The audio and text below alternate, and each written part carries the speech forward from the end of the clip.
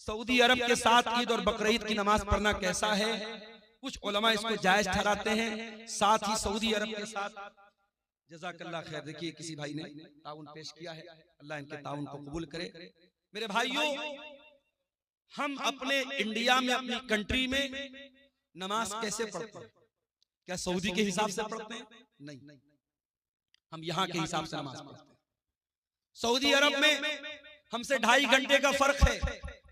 हम इशा की नमाज के बाद आराम से बिस्तर पे सोने जाते हैं, टीवी चालू करते पता लगा सऊदी अरब में इशा की अज़ान अब शुरू हो रही है। तो टाइम का फर्क है। वैसे ही चांद का भी फर्क है। चांद हमारे मुल्क में कभी और नजर आता है, सऊदी अरब में कभी और नजर आता है।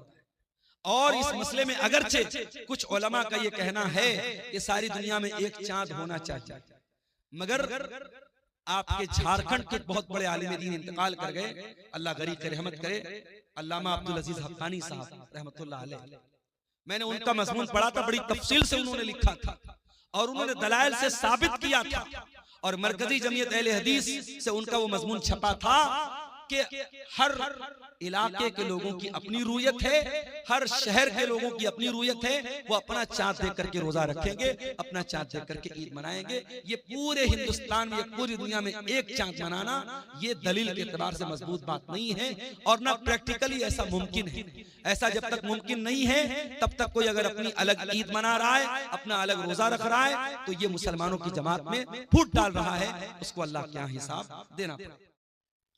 मेरी सगी बहन की शादी जिस लड़का से हुई, उस लड़का की सगी बहन से क्या मैं शादी कर सकता हूं नगद मेहर के साथ?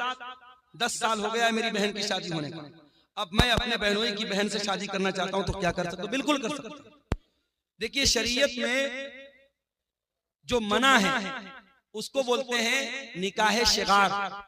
उसकी शक्ल क्या होती है कि महर के बजाय ये तय कर दिया जाए कि मैं आपकी बहन से शादी कर लूं, आप मेरी बहन से शादी कर। अगर महर के बजाय ये अदला बदली वाली शादी की जाए तो गलत है। अगर महर तय है, मैं आपकी बहन से शादी कर रहा हूं, आप मेरी बहन से शादी कर रहे हैं, दोनों का महर तय है, तो कोई हर्ज की बात नहीं। और यहाँ एक मसला और याद कि इस तरीके की शादी आम तौर पर सक्सेस नहीं होती, कामयाब नहीं होती।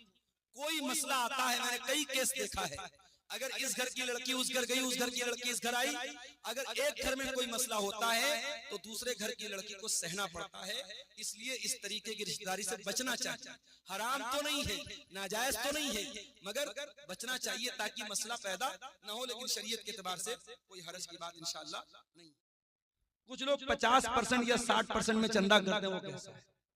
देखिए, शरीयत में ज़कात की रकम के जो मसारिफ बयान किए गए, कुरान में अल्लाह ने सूरह तौबा में बयान किए, उसमें ज़कात वसूलने वाले को भी ज़कात की रकम में से देने का हुक्म, वल आमिलीना अलैहा।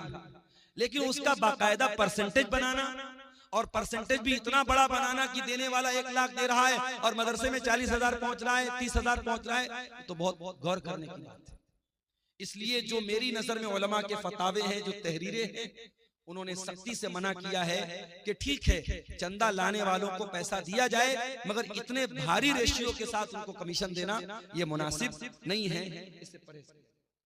ये किसी भाई ने 500 रुपए की रकम दी है मदरसा रहमत आलम को, अल्लाह ताला इस बंदे पर रहमत फरमाए।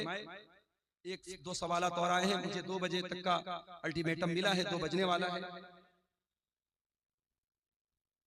कब्रिस्तान के नाम पर जमीन देने के बाद फिर उसी जमीन को वापस ले लेना कैसा है?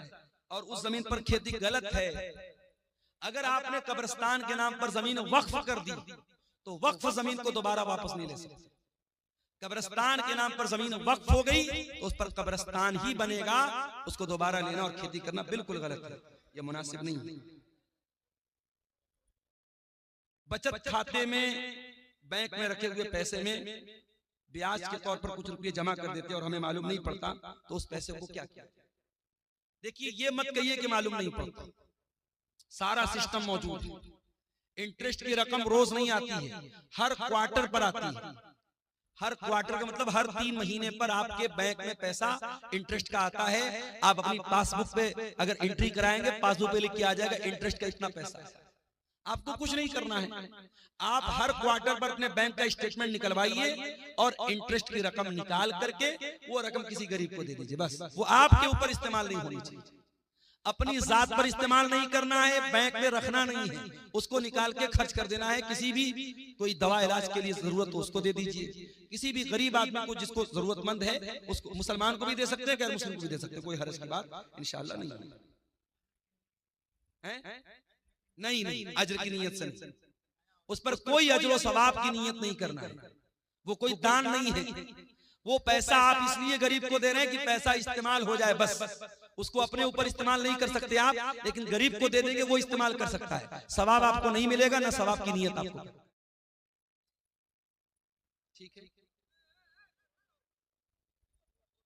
पंजवक्ता नमाजी है, चोरी का माल घर में लगाता है, जायज है या नहीं?